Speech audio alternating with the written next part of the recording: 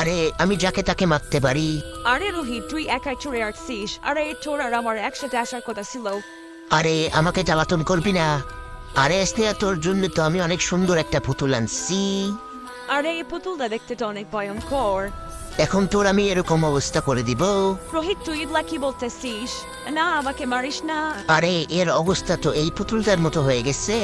তুই এখানে থাক, আমাকে তো আরো শিকার করতে যাইতে হবে। আরে রোহিত, স্নেহা কোথায়?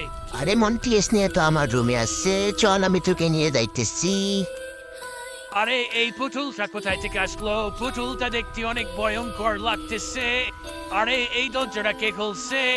আরে না, মনে হয়তো কেউ রোহিতকে মেরে দিচ্ছে। কিন্তু রোহিতকে কে মারলো? আরে রোহিতকে তো আমি মারছি। আরে আপনি তো পুরা রোহিতের মতো দেখতে। আরে আমি তো একজন পাগলা খুনি। পাগলা খুনি? আমার মানুষদেরকে মারতে ভালো লাগে, এখন আমি তোকে মারবো।